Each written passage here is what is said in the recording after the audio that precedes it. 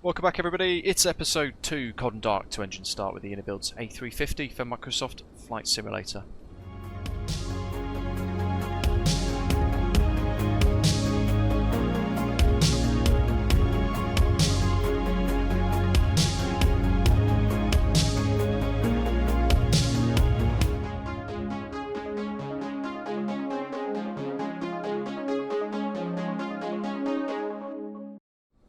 So today we begin the full flight. Over the next 4 episodes, we're going to complete a full service for training here out of London Heathrow's Terminal 3 with the iniBuilds A350 1000 variant up to Glasgow and culminating in an ILS approach. This first episode, Cold and Dark, through to engine start, giving you all of the drills and everything you need to know to get this aeroplane A, ready to go, and B, ready to fly. So hit like, hit subscribe, share your thoughts, tips and tricks down in the comments section below. And it will also base as a follow-on from the previous episode. So if you haven't checked that out, go and have a little look. We talk about throttle calibration, Navigraph account, Simbrief integration, GSX integration, and how to link all of those using the EFB. Without further ado, let's dive in and prep the aeroplane. So here we are, cold and dark, here at stand 322, with some rather murky conditions and very windy conditions here at Heathrow, even windier at Glasgow for what it's worth, so you definitely want to watch that last tutorial too. And we're cold and dark as we mentioned at the beginning of the intro. So effectively what we want to do is just check ground equipment's in place. You can see it's available in green. If it's not for you and you use something like GSX, then you can go ahead and request the GPU unit to get attached, and you'll find then what it will do is put one in place, and after a little while you should get available on the green tab there. If not, when we get power to the aeroplane, there is an option in the EFB ground tab to add the GPU, and then you'll get those options. So first up, battery 1 can come on. You'll notice there's probably a bit of a delay. Battery 1 emergency, battery 2 and battery EMA 2.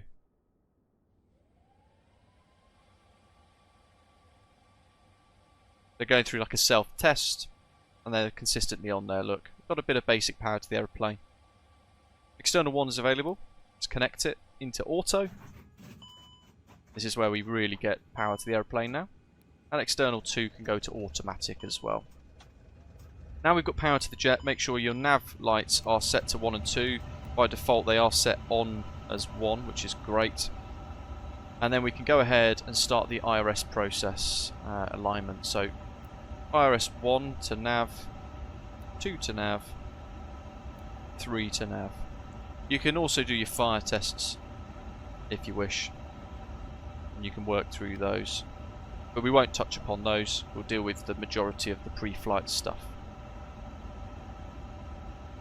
Okie dokie. Working down that left column then. Crew supply on. Evac alarm to captain and purser. Back up to the middle. Working through.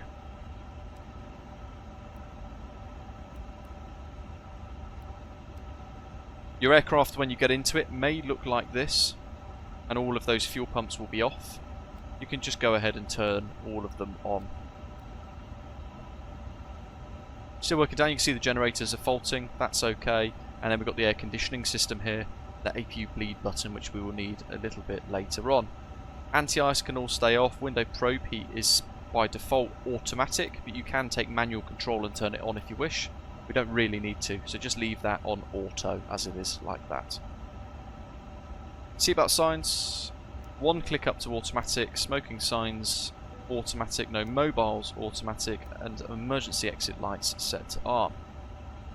And then down the right hand side of the flight deck overhead, we've got no white lights there, so that's all fine.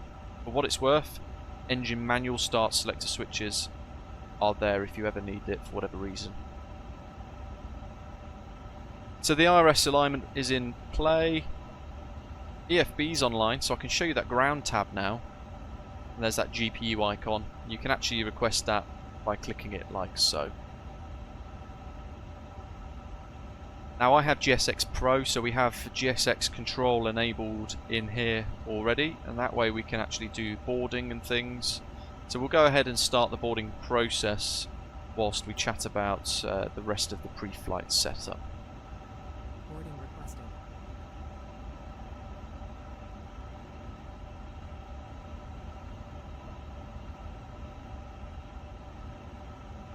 And you can see the aeroplane will start to sort itself out. Some of the doors might open just for that loading process. Now, if you followed episode 1, you are hopefully at this point configuring your Simbrief connection. If you've missed it, go to Options, Third Party, put your Simbrief user ID in here, and if you have Navigraph Ultimate, make sure it's linked here as well. Same for all the other bits like Hoppy ACARS. Go to your Load Sheet tab, and on the top right you can see Simbrief Import. So at the minute everything is set to 0. Simbrief Import, there we go.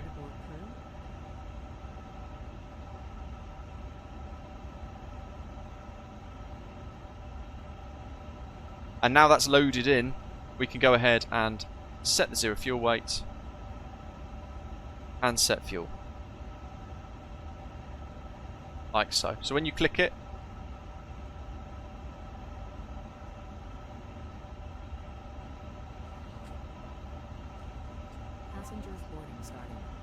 now when you click it, if you're using GSX for boarding like we are today, you might notice that actually it will revert back to normal and 0, but that's because the aircraft is being loaded via its GSX integration, and that's okay.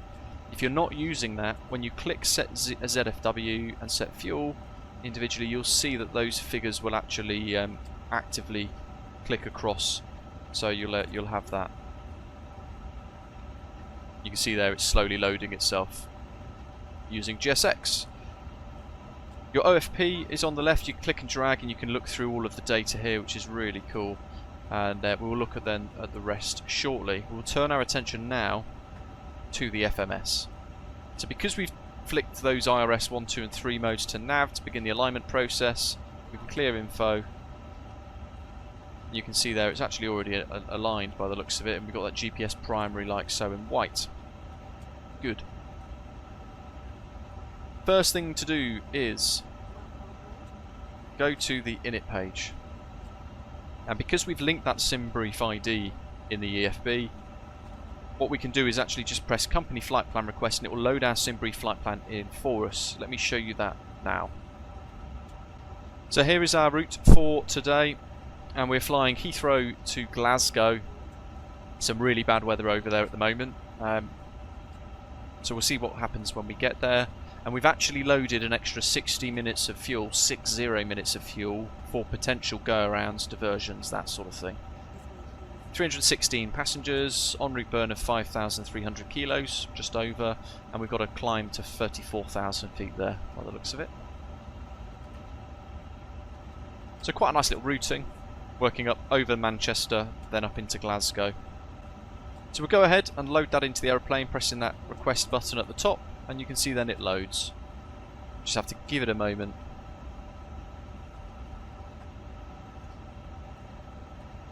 Received company flight plan, click it again, press insert, and there we go, it's loaded everything in for us. At the click of a switch, AOC route uplink there in white. You can see then it's loading itself in, and it's pulled all that data in from Simbrief. What we can also now do is press company wind request, and that is us now loading those custom winds.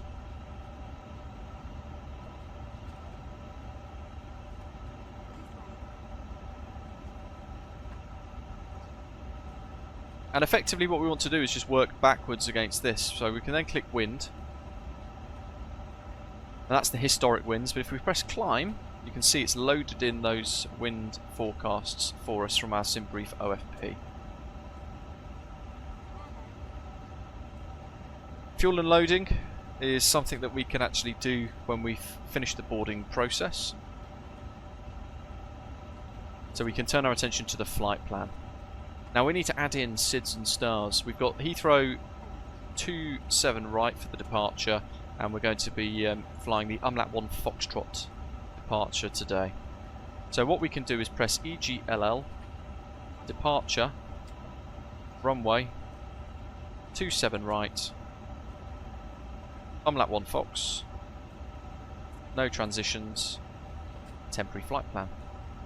And you can see there in yellow it's loaded in all of those waypoints throughout the SID up to UMLAT, and then we have all of our en route waypoints, Tango 420 airway up to Pole Hill, working our way up towards Glasgow.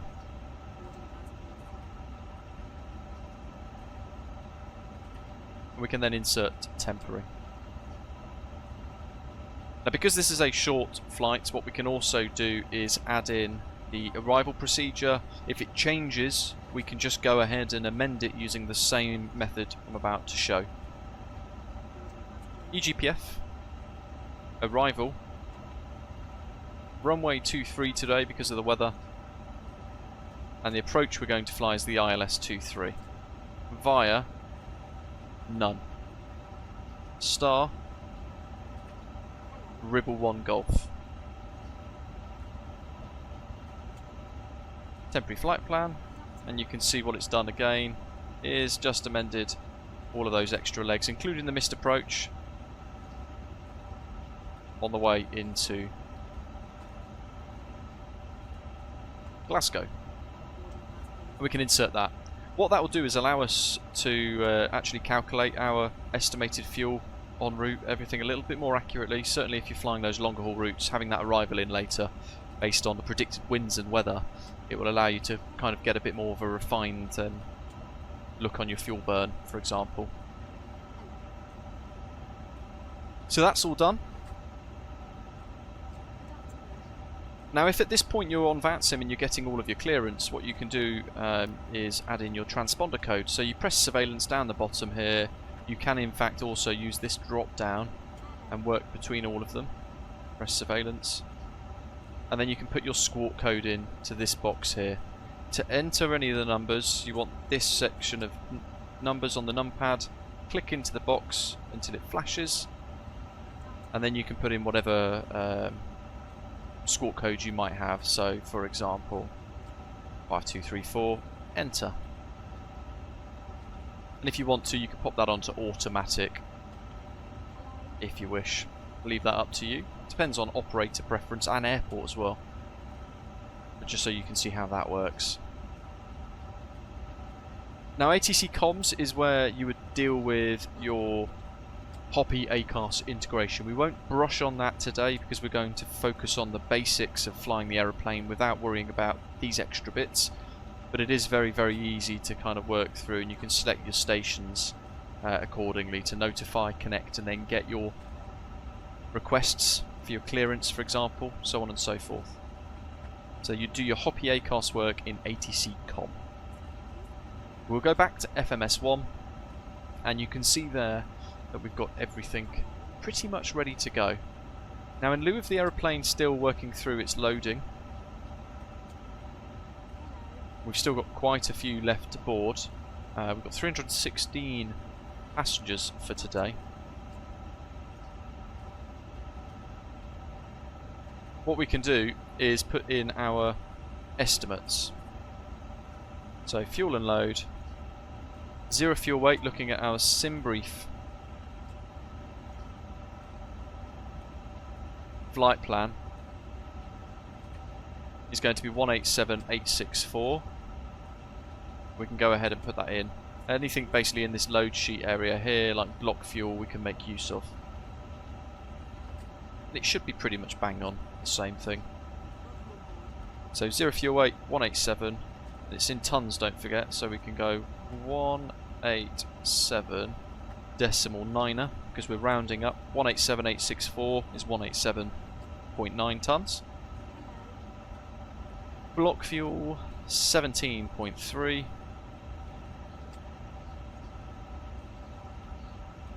And then we can pop in our passenger numbers, 316. And if you want to change your cost index, then you can do so at this point. It will show you, like, you can put your FinRes minimums, fuel at destination there if you want to. Actually, our FinRes plus alternate is going to be 5173. So we're going to click in here, 5.2, enter.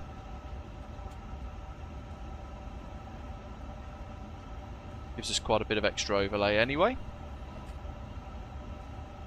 Clear info for received stations, it's just pulling in my Hoppy Acast data there. And depending on what the weather is doing, you can go ahead and set your QNH to the correct setting, 1020, and we can make use of the charts as well whilst we're boarding to have a little look at the UMLAT 1 Foxtrot departure and make sure that data is in accordingly. You can see on the left hand side there, 14 knot crosswind left to right and a 3 knot headwind, so that's quite spicy. Same into Glasgow, 18 knot headwind, 14 knot crosswind, that's pretty spicy. So UMLAT 1 Foxtrot we know is going to go runway heading, and then at 3 DME heading up towards the Burnham NDB, and then routing north to UMLAT, tops of 6,000. So we can go ahead and change the MCP to 6, like so. And if you want to change any of the brightness settings, for example for the backlighting there, it's a bit dark under here, but you've effectively got a couple of different little rotary knobs, one there and one there, to let you control the brightness of your MCU. If you find when you look down that this armrest is in the way, you can click here and fold it away. What we'll do is we'll just wait for boarding to complete before finalising the data. So boarding's complete. We've had the chime, and you can see there that we've now got our 0 fuel weight central gravity set 25.93. So in here, click 25.9er. Again, it's going to be round up or round down, closest to. And that's then everything set.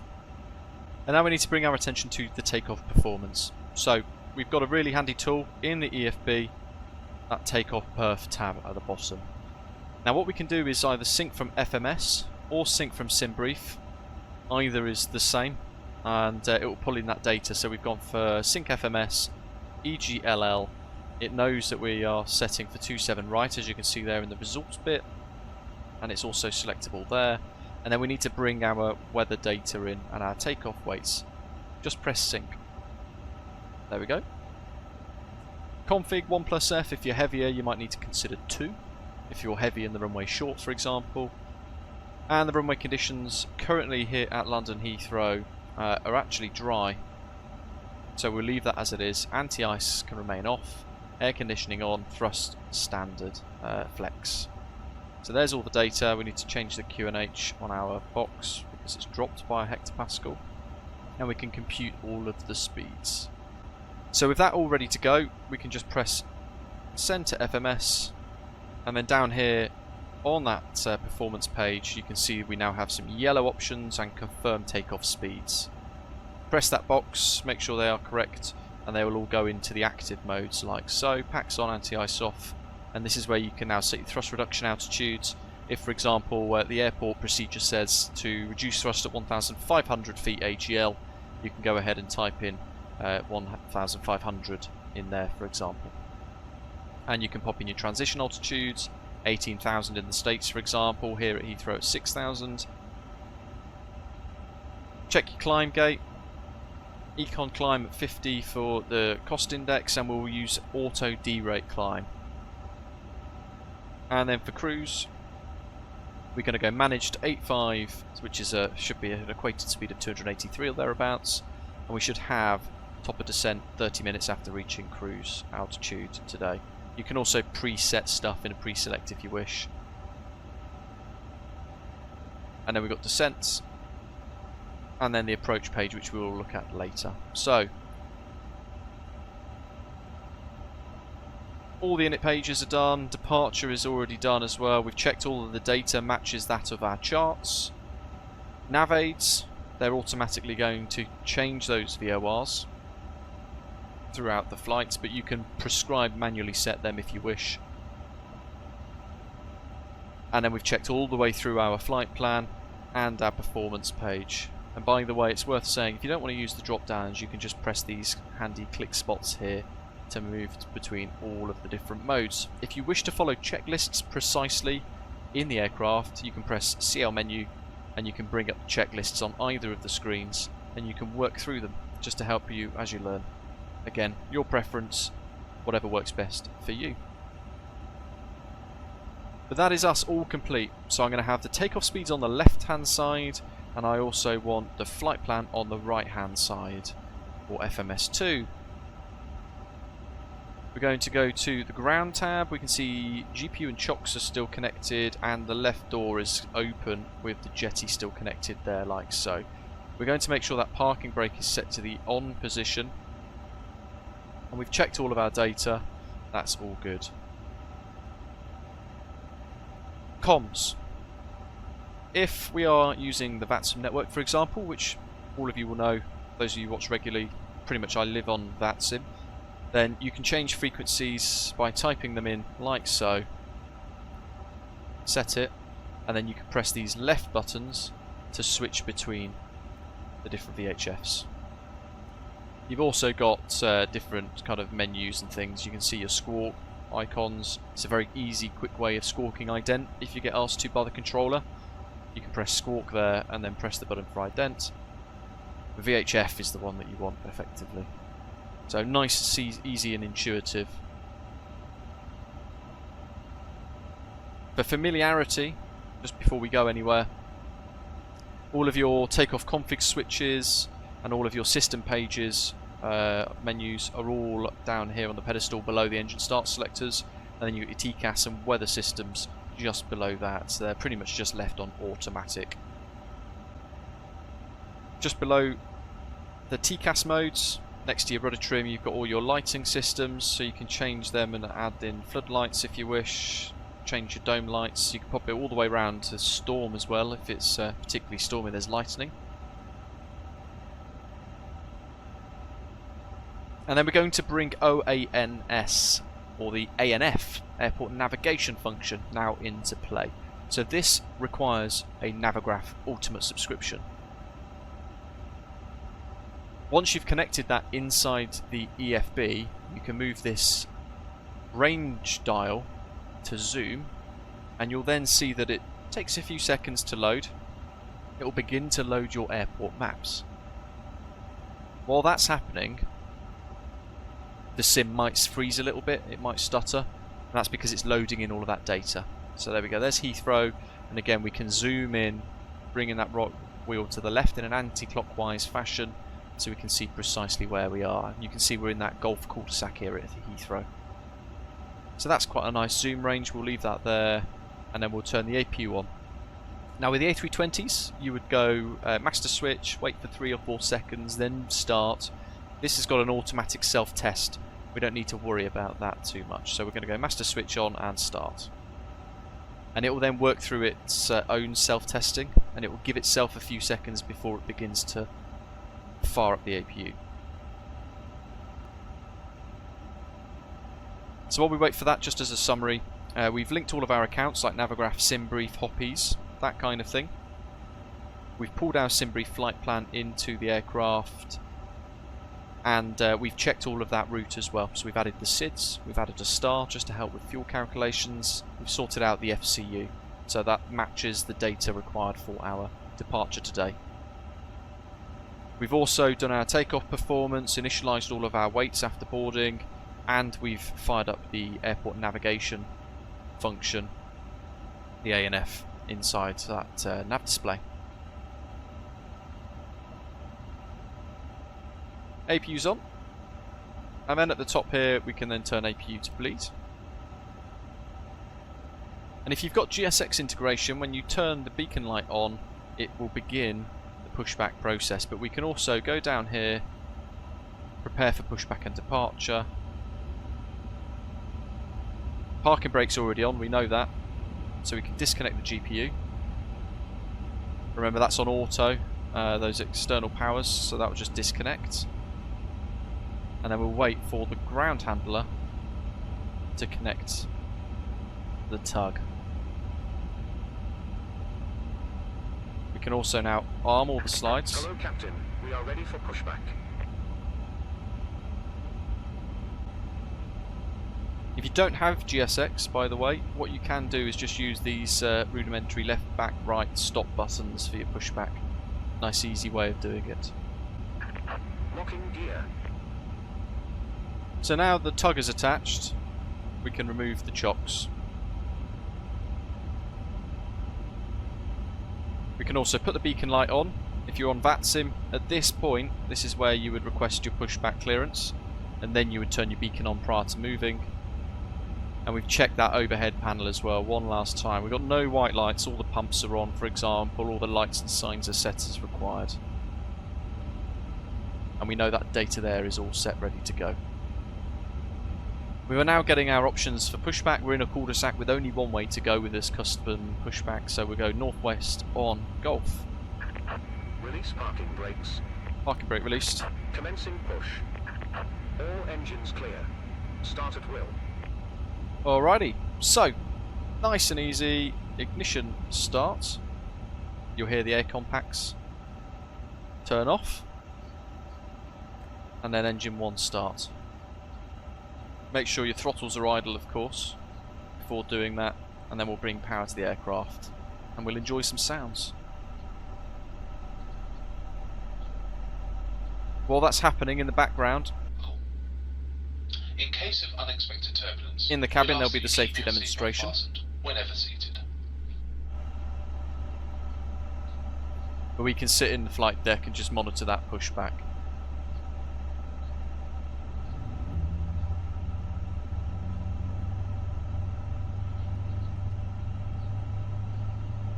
Nice to see the skies broken somewhat for the departure.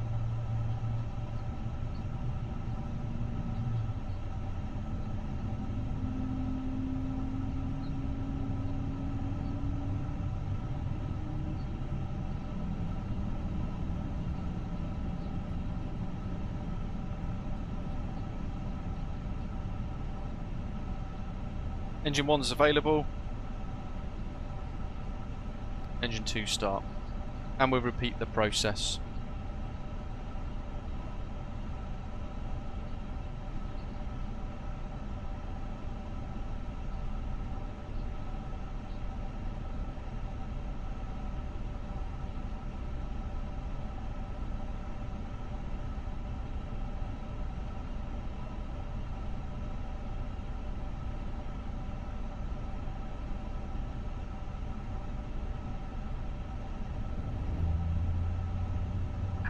Set parking brakes. Parking brake sets. Use a keybind for that, or you can just look down and click.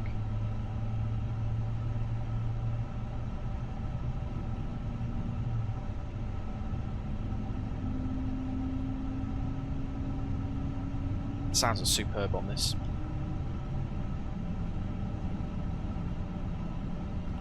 While we wait, we can turn the constraints on. Really handy to have when we are on departures, so we can see on the nav display the 6000, for example. Unlocking gear. And engine 2 is available. Ground handlers are going to do their work underneath whilst we continue with configuring the aeroplane for flight. But effectively all we want to do now with that set up is Tow truck disconnected. Bypass pin removed. ignition mode norm, ground Left is spoilers clear. Right is armed, clear. rudder trim reset 0, flaps set 1+F or whatever your config is for your flight today, auto brake armed, and that will then go brake RTO on the FMA. Checking all the data there, 6000, speed and heading are managed, and you can see there we now get the takeoff menu. So there we have it, cold and dark through to engine start in the iniBuilds A350 for Microsoft Flight Simulator. I hope you found the video useful. The next episode continues precisely from here, which is going to cover taxi, takeoff and climb to cruise. But thank you very much for watching. I hope you found it handy and enjoyable. I'll see you for the next episode. Take care.